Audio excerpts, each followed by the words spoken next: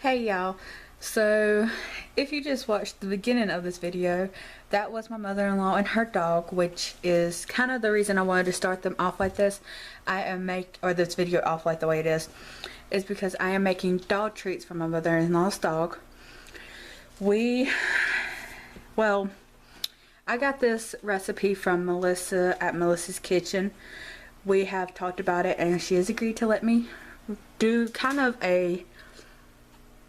I'm doing pretty much the exact same thing she did, only she gets all the credit. So she will be listed down below along with her link to this video. So let's go ahead and get started. I have already added 3 cups of flour in here because me and flour does not get along. And the type of flour I used is just this kind. It's all-purpose flour, which is what she recommends.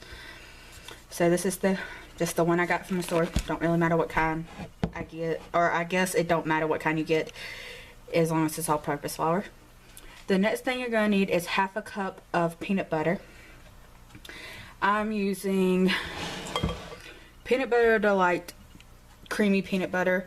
If I'm not mistaken, you can use whatever kind of peanut butter you or your dog likes.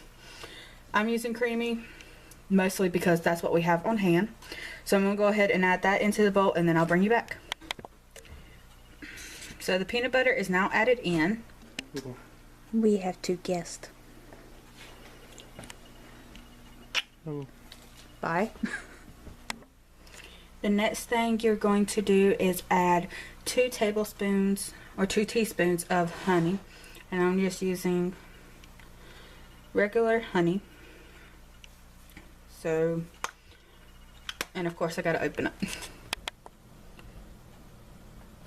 Now that the honey is added, I'm gonna use 2 teaspoons of molasses, and I'm just using Golden Farms molasses. I don't think it matters which kind you actually use. And now you're gonna add 1 teaspoon of cinnamon, and the honey and the molasses that I just told you was a tablespoon or a teaspoon. It is not. It is a tablespoon if I'm not mistaken. Melissa, if I am, please correct me. But I'm going to use 1 teaspoon of molasses. If I can find what I'm looking for.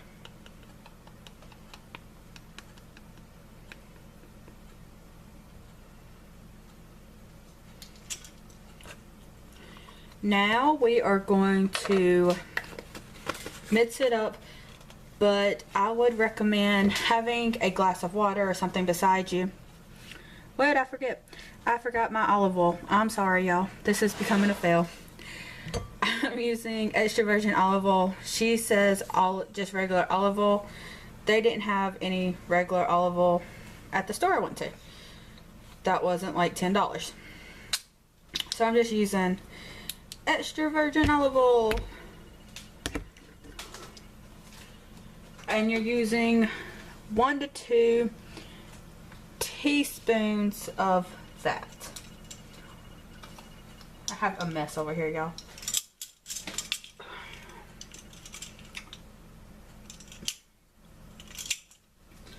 So 1, 2. Well, I'm using half a teaspoon, so that was 1. And then I'm going to do 1 more for 1 1/2. Now I'm going to get my water and I'm going to start mixing all this goodness together. I've learned that the best way to do this is with your hands. You are going to get oozy and gross. You can't avoid it, but if you don't want to get oozy and disgusting, you can always have your kids do this part for you. My kids are in bed, so I'm just doing it.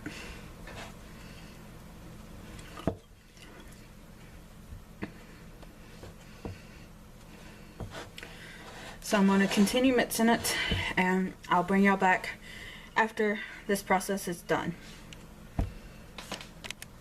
So now that I have this blended about as well as I'm going to get it blended in the bowl, I'm going to take some of the flour and try to clean up some of my mess.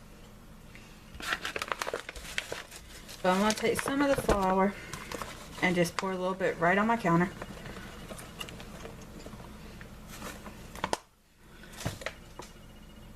I'm going to make sure all the lumps are out of it.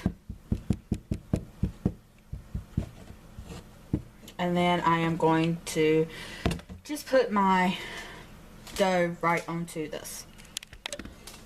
Okay, so I moved y'all down so y'all could really see what I was doing. So what I've learned also is to pull it towards you and then push it out. For some reason that helps it get all, I guess, get the air bubbles out of it. I'm not 100% sure, but that's always what I've been told to do. So I'm going to finish doing this and then I'll bring you back. So now that you have it all kneaded together and in the shape you want, roll it out. I do not have a rolling pin, so I'm just going to use my peanut butter. I probably do have a rolling pin, I just don't know where it's at. But this works just as good. Anything round, get it pretty thin, pretty even. I'm going to do that and then I'll bring y'all back.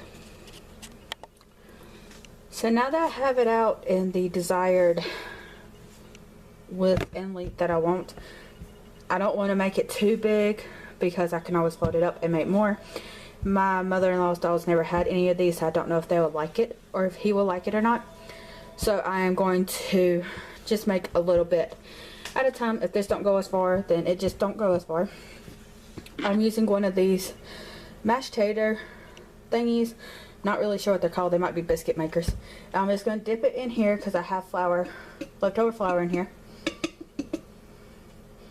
Get a little bit of a ring, and then I'm just going to punch out a biscuit.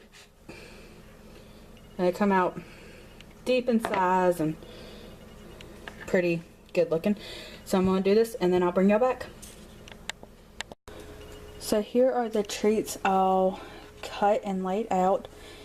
Remembered I used the, I think it's actually called a biscuit cutter for the big ones, and then these small ones I just used a lid and made them. These were mostly because I had leftover dough and I didn't want to waste it. So I'm going to bake these for 30 to 35 minutes, and once they are done I'll bring y'all back and let y'all see the dog's reaction to how they taste. Here is the dog treats all done. I just have it in this little box looking thing.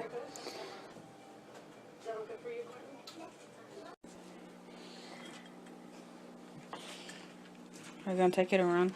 You're going to take it and run.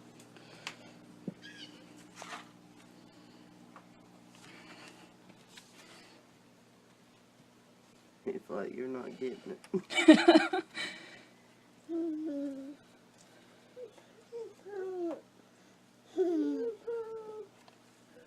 You're not helping us determine if you like it. Oh yeah, he's gonna wait till ain't nobody looking at him. You would.